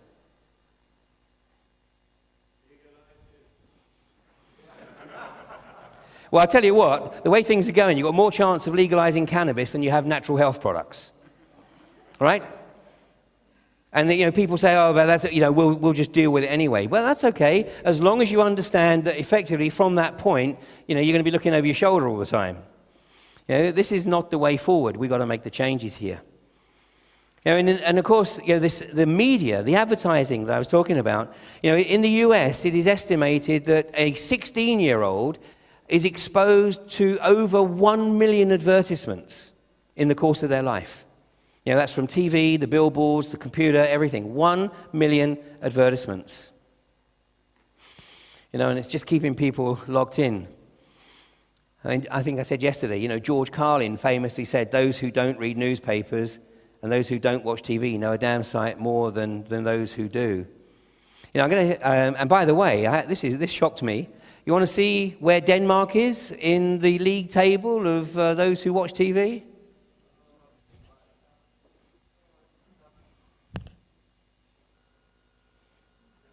Third, after the United States and Greece. Although Greece has gone right down now because they're rioting on the streets, rightly so. Because they've realized that what's put out on the TV is a crock of crap. But the US, look at the US. The US. When I lived in the US, when I was staying with some of my colleagues in the US, the moment they got up in the morning, the TV was on in the main room, the TV was on in the kitchen. And in some cases, they had it on in their office all day.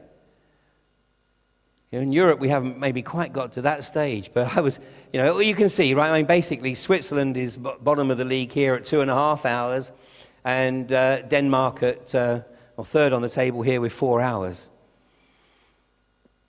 And it's worse with children. Of course, because basically, I took all the TVs away from my house, and now my former partner, the TVs are gone too. And that happened when my 2-year-old son was watching SpongeBob SquarePants, and he was like this. And I said, Tristan. And he said, Tristan! Tristan! Yeah, Dad, yeah, Dad. And I said, oh, that's it. Oh, my God, TV doesn't work anymore. He watches DVDs, but at least we can select what he's watching. Has anybody seen the film They Live by John Carpenter? If you haven't seen it, go Google it. The first 20 minutes is a bit tough to get through. But once you get through the first 20 minutes, you won't be able to turn it off. This film was released in 1984, a remarkably prescient film. It's actually quite interesting. Of course, it was released in 1984. Of course, we've heard about HAARP. We heard Barry talking about the phones. Now, I'm in the habit, when I carry my phone, apart from throwing it on the floor, but I carry my phone in my left pocket. And that's purely because I'm in the habit of, if I hold the phone to my ear, which I try not to, I try and use it on loudspeaker as much as possible. But if I hold it to my ear, it's going up to my left brain. The vast majority of people, especially kids, of course, hold their phone to their right brain. And as you heard from Barry, it is the child's brain that is far more susceptible to the EMF here than the adult brain. I mean, actually, from my perspective, I know that there are those who don't like legislation, but in the absence of information from the telecoms industry, I would make it illegal for any child under the age of 16 to have a phone. And when you see kids, young babies in buggies doing this, because their parents have given them the phone to keep them amused, but they're doing this. And the phone is like this far from their head. And it's the developing brain. It's attacking the front temporal lobes here. The chemtrails, covered so eloquently by Frank and Desiree. The fluoride in the water. Fluoride is a toxin. It's a toxic waste product from the aluminium smelting industry. It was used by both the Soviets and the Germans to keep their prison populations docile. It's been in the mains water supply in Ireland for 40 years. And it's why a lot of people believe that the Irish have effectively just allowed their country to be taken away from them. And as somebody made the observation earlier, how far away are we from this? Not far, especially if these governments get their way with the cashless societies. In Italy, from I think it's July of next year, all cash transactions will be limited to €50. They're already limited, I think it's to €1,000 right now. And I don't know if you're aware, but BNI, the Italian bank, announced on May the 31st of this year at midnight that it would not open again until July the 1st. So for 1 month, all people who had BNI accounts were effectively unable to access their accounts. Yep. A lot of banks do not handle cash. They won't handle cash, exactly. Yeah, I mean, Sweden is certainly, going down the road. Of course, a massive part of this agenda is to make sure that all transactions are traceable and to shut down the black economy, to make sure everything is taxed. But it is the thin end of the wedge, of course. And I mean, the reality is that if we have the opportunity for parallel currencies, I know you don't in Denmark, but in the UK, you've got parallel currencies springing up in more and more towns. So, obviously, we've got to make sure. By the way, I function in cash as much as possible. I mean, obviously, I have to use cards and internet transactions, but it's cash whenever possible. We've got to keep the cash alive.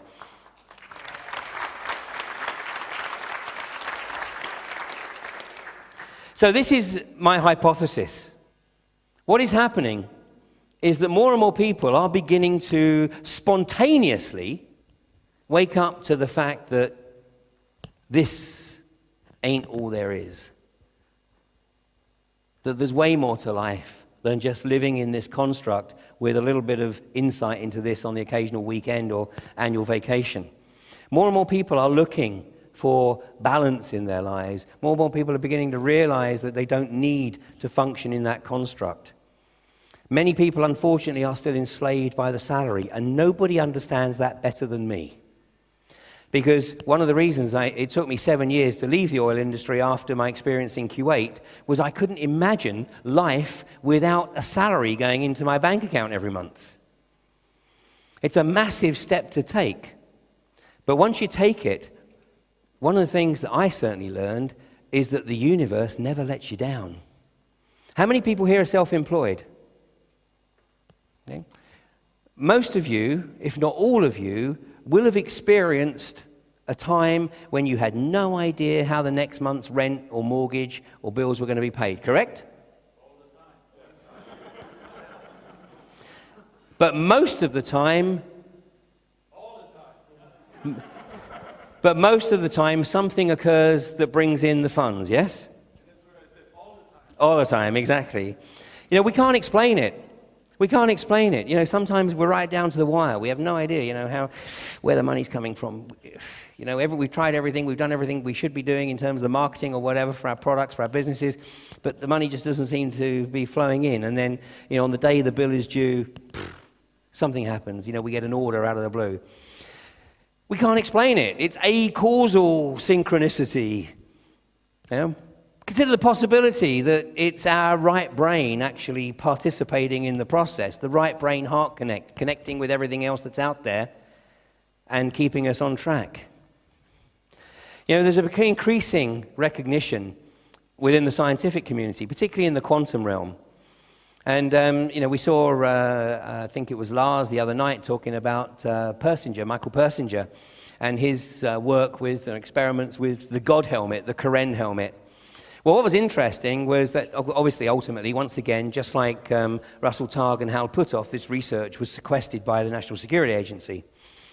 But, what he was trying to do, what he wanted to do with the Karen helmet was stimulate the front temporal lobes with low electromagnetic fields and stimulate the mystical experience.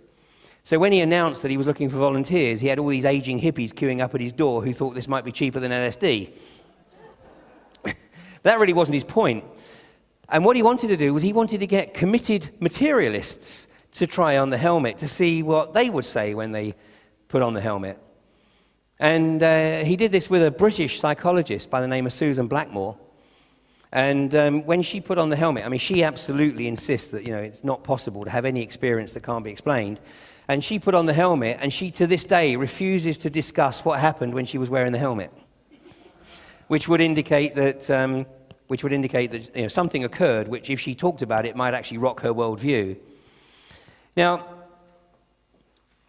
a few years ago, I became familiar with the work of a guy called Alberto Villoldo, because in the course of my research over the years, another area that I've always had a fascination for is the knowledge and the wisdom of the indigenous peoples from around the planet and their mythology and cosmology. And that's why I was in Central America, actually, in 2000, when I was researching the mythology and cosmology of the Mayans. Well, I became familiar with the work of Alberto Villoldo, who's an anthropologist who's been working with the Cuero in Peru for about 45 years now. And Alberto Villoldo was fascinated by the Cuero because the Cuero, everyone believed, had been lost to the world, absolutely lost to the world, because everyone believed that they'd been murdered by the conquistadors back in the late 16th century. But they hadn't been murdered. They'd been chased up into the Andes and were living at 16,500 feet. And they came out of the Andes in the mid-1960s, and everyone was shocked to see these people. And these people are very evident by their very highly colored hats and ponchos. And they came out of the mountains because they said that they had nursed a prophecy, they had nursed a knowledge that they needed to share with humanity at this particular juncture. Now, this was in the 1960s. Now, Alberto happened to be a young student at the time, and he was really, really interested by what these guys had to say, and he decided that he was going to sort of devote his life to studying, working with these guys, and studying them and helping them to share their insight. And what it was that they came down to what they call the lower world to share was that for 25 generations, and they counted off the generations, for 25 generations, they've been holding up in the high Andes with this insight that we are fast approaching a very unique time in our evolutionary process, a unique time for humanity. And they wanted to come down into the lower world to share their insights because they felt that humanity might have a better chance of maximizing this opportunity if they helped to raise awareness of it. And a couple of years ago, 3 years ago now, I decided that I actually wanted to go and spend some time with these guys because I wanted to hear for myself what it was that they had to say about this unique juncture in our evolutionary process. So I called the number on Alberto's website. I thought, well, at least I can ask if it's possible for me to join one of his tours. I mean, on the website, it said that, priority was given to people following his Four Winds program. Let me just say, is anybody familiar with Alberto Villoldo here? No? Okay, you will be when I finished. And anyway, I called the number on his website, and this guy answered the phone, and I said, look, I'm just calling to see if it's possible for me to join Alberto's tour to Peru next June. This would have been June of 2010. Anyway, I said to the guy, by the way, who am I talking to? And he said, actually, you're talking to Alberto Villoldo. And he said, who am I talking to? And I said, well, my name's Ian Crane. And there was a silence, and he said, well, Ian R. Crane? And I said, yeah. He said, I don't believe this. He said, 2 days ago, I'd never heard of you. He said, but yesterday morning, I was watching a video and it was my Codex Alimentarius presentation. So, this connectivity had kicked in, and he, anyway, once we'd finished blowing smoke up each other's butts for the next few minutes, then he said, it's possible for you to come along. He said, but you've got to remember, Ian, he said, all the other people that are going to be on the tour are people who are following my Four Winds program, and they're going to want to, spend some time with these people. So, you're just going to have to sort of come and sit in the background and, enjoy the trip. And I said, yeah, okay, fine, no problem. Anyway, come the June, and I was really looking forward to going, and I thought, I've got to find a way to actually sit down with these guys, and because I really want to sort of explore, what it was that they came out to share. Anyway, on my first night in Peru, we were staying at Cuzco, which is at about 11,500 feet. I've often traveled into high altitude places, so I knew the risks of, high altitude. I thought I'd taken all the preparations to deal with the altitude, but at 2 o'clock in the morning, I woke up, with the extreme nausea, and I knew I'd got hit with the altitude sickness. Anyway, I was staying in a room in an old hacienda and had to go down the stairs, but I missed my footing, fell down the stairs, slid headfirst across the room, smacked my head on the far wall, and had my ankle laying underneath me at an extreme angle. Now, I was so nauseous, I couldn't be asked to move, so I simply called down to reception, asked them to bring 2 bags of ice up, put 1 bag of ice under my head and the other bag of ice under my ankle. And the following morning, I went to the hospital. Sure enough, I'd broken my ankle. The next day, I managed to get some crutches, but obviously it was going to be a little bit difficult for me to join the treks up into the Andes to meet with these people. But, hey, what could I do? So, following day, I got on the coach to meet these people. The rest of the crew were walking up into the mountains. And I thought, well, all I can do is sort of find a nice spot, sit down, and enjoy the scenery. And I did that. And this is when the voices in your head really start to kick in, don't they? Because the voice in the left brain was going, well, this is bloody marvelous, isn't it? You've spent all this money, you've come all this way, and what have you got to show for it? A broken ankle, and you're sitting on a rock like a bloody gnome. And the right brain kicks in and says, whoa, just chill, just relax, just see how it unfolds. Look, there's nothing you can do about it. You're not going to go home, so you might as well just sit and relax. Well, this was going on, for about an hour or so, and then I saw one of these guys walking down the side of the mountain. And I followed the path, and I thought, well, he's got to come close to me, maybe I'll sort of shout hi and see what happens. Well, I didn't need to shout hi because it was very clear he was making a beeline to come and sit with me. But he didn't speak any English. I didn't speak any Quero or Spanish, really, or certainly not Spanish that he could understand. But he sat there patiently. And about half an hour later, another member of the Quero started coming down the same path and came along and came and sat down with them. And the two of them are chatting away. And every now and again, of course, they point to the plaster cast on my ankle and laugh. And then a little while later, a third member of the Quero came along the path. Now, this was the youngest member of the Quero group working with Alberto. It was a lady. She was 38 years of age, and her name was Velma. And she came along, and she sat with the group, and she spoke perfect English. So now I had my translator. And so for the next 4 hours, I had the undivided attention of these guys. And they said to me when the rest of the group came down, they said, through Velma, they said, we can meet here tomorrow if you like. And I said, well, I might be going on a different coach. And they said, okay, we'll find out which coach you're put on. We'll make sure that we know where that coach is going, and we'll come and meet with you. This happened for 4 days. And on the 5th day, as we were getting on the coaches to go back to the hotel, Alberto tapped me on the shoulder, and he said, with a smile on his face. But he said, Ian, when we get back to the hotel, he said, can we have a chat in the bar? And I said, yeah, sure.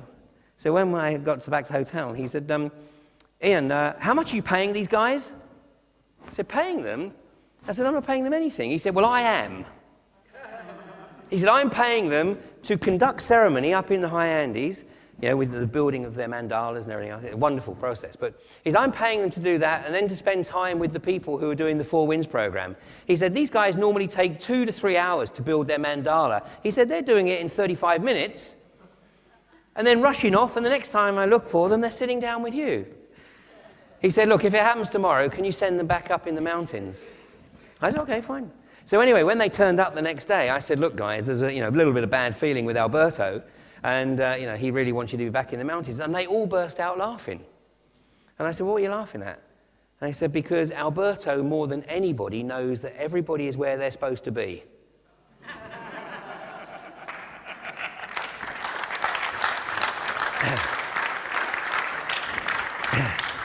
And the primary reason that I wanted to speak with them, and of course I'd read the stuff that Alberto had written about, but I wanted to hear it from them, is because what they say, and Alberto confirms that the message hasn't changed ever since he first met with them over 40 years ago. They believe that this particular time in our evolutionary process is very, very significant, and there is something that is occurring right now which is giving us the opportunity to awaken what we have been told is junk DNA. And that process is this: the solar storms. And Alberto says that he knew nothing about the forecast solar activity that started in October of 2011 and runs right through until May of 2013. Alberto said he knew nothing about this. And it wasn't until these guys told him about it in 1966 or whatever it was that he went away, did his research, and obviously established that yes, there was very strong solar activity forecast at this period. Now, these guys absolutely are committed to this belief that the solar activity is part of the process that is triggering our awakening. I don't know whether that's true or not. I mean, it might be a crock of crap, but something is triggering the awakening. Because, as I said, I've gone from an audience of 3 in 2003 to, multiple events like this during the course of the year, 1-day and 2-day workshops with average attendances of pushing 100. It would have been unthinkable a few years ago. Of course, the mainstream media acknowledges this process in a different way. Huge solar flare will bring an end to the world in months, and we're ready for it. This is the equivalent of a British redneck. And it's dismissed in the media by this. It says, the sun hits a peak of activity every 11 years or so. We can expect a few more solar flares over the coming months, but mostly these will have no effect. The problems would start if we got hit by a massive flare like the one in 1859. Now, the one in 1859 was very, very significant. But at the time, of course, we didn't have the attachment to the technology that we have today. But what it did do was it fried all the telegraph wires. It took down the telegraph system, which was the closest thing that we had then to what we have now. It says a repeat today would be devastating. Satellites, mobile phone networks, and power grids would be crippled. But would it bring society to its knees? Well, yes, exactly. When I shared this with the Quaero, I said, so if this happens, if the solar storm kicks in and it wipes out all of the things that we've come to rely on, how would that affect them? They said, well, you wouldn't need them. You wouldn't need them. Because the awakening would be triggered to such a massive extent, we would enter a realm of consciousness that right now is so far beyond the bounds of our perception, we cannot even begin to comprehend. Now, this is very interesting because it fits right in with the research of a guy called Terence McKenna. Anybody familiar with Terence McKenna?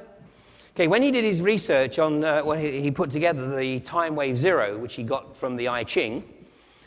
He knew nothing about the Mayan long count calendar, but he used key events through history to put together his evolutionary process. And he came up with the fact that we reached the peak of this awakening process, and when he was doing this, by the way, was the late 60s, early 70s. He said, we reached the peak of this awakening process on November the 17th, 2012. And in his estimation, he said that this process is logarithmic, and the last 90% of this awakening occurs in the final 17 seconds. And the Quaero said, when I talked to this, they said, oh, yes. And many won't survive because they will be taken into places that they have no preparation for. And this is like people who supposedly die of a drug overdose. In many cases, they don't die of the pharmacology. They die of fright because the psychoactive opens portals that take them to places that they have no preparation for, and they die of shock. And what the Quaero suggests is that if this happened, then people may just die of shock. By the way, when Terence McKenna did discover the Mayan long count calendar, he at least had the good grace to acknowledge that he might be 34 days out. Now, is something significant going to happen on November the 17th or December the 21st? Personally, I'm not exactly banking on it. What I think, my perception is that December 21st is quite possibly simply going to be the tipping of the fulcrum, the tipping of the balance. And this is what the powers that be, what the establishment are desperately trying to prevent.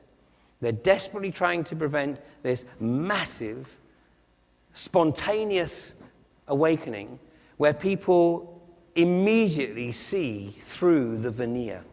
In the Maori tradition, by the way, this particular period is known as the lifting of the veil. And that's, by the way, exactly what the word apocalypse means, the lifting of the veil. Now, the Quaero makes some very interesting observation, and this is the last few minutes. The Quaero makes some very, very interesting observations because they say that this is not guaranteed. This is not a given. We have to participate in the process. They say it's not enough just to acknowledge that we're going to go through this or have this opportunity. We have to behave as though none of this is going to happen. In other words, we have to get involved. We have to try and bring about the changes that we want to see. And then what they told me was really quite remarkable because they said, if we do this, if we physically get involved, if we take an active role in trying to bring about the changes that we want to see, what we will find is that things happen in our lives that will help us with that mission. Asynchronous events will happen, that will unfold, miraculous events, remarkable meetings with people will happen that help us collectively move into that opportunity. But they said, it's not enough just to do that either. Because the other thing that we have to do is that we have to take the time to visualize our preferred option in terms of the new reality. But they make an interesting caveat. They say that, yes, we must visualize, but we mustn't have an attachment to that visualization. Because if we have an attachment to that visualization, then we may be limiting the opportunity, because that attachment will be limited on the basis of our experience. So we have to put out there the intent to change from the bullshit that we find ourselves dealing with today. But we have to recognize that actually where we may be going may be so amazing, it may be so wonderful, it may be so far beyond the bounds of our current perception that it's actually not even possible to articulate right now. And the Quaero make the observation that the combination of this, finding the time, and they're not talking about formal meditation, just finding the time to sit quietly, to visualize that new future, participate in the process, and the combination of this will help to bring about, a different arena.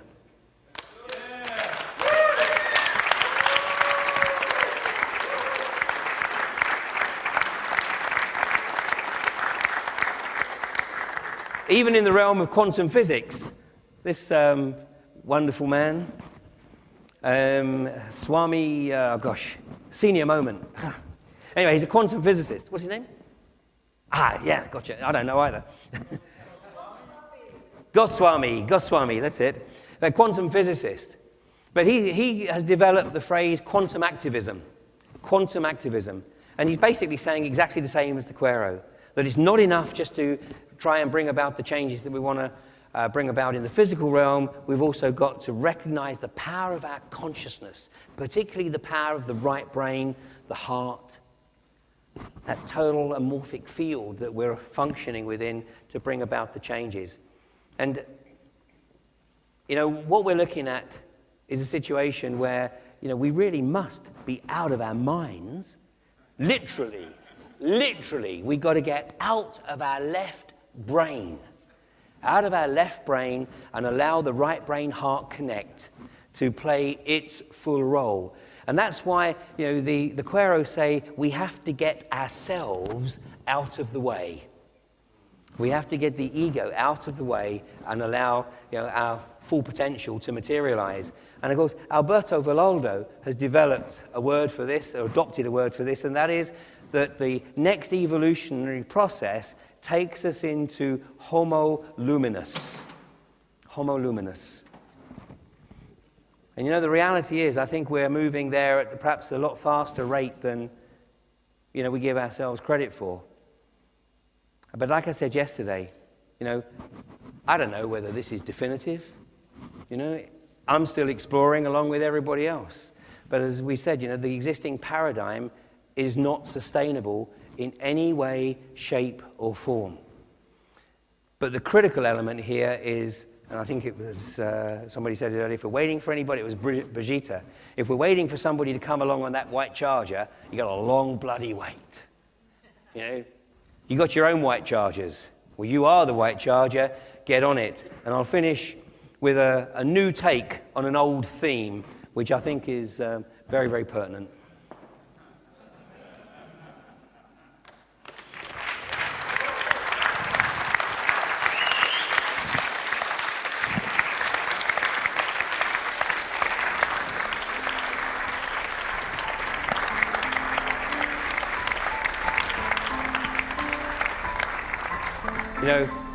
I, for one, am a very different person than I was 20 years ago, and I'm sure most of you would make a very similar observation, and I wouldn't have missed this for the world. Thanks for sharing it with me.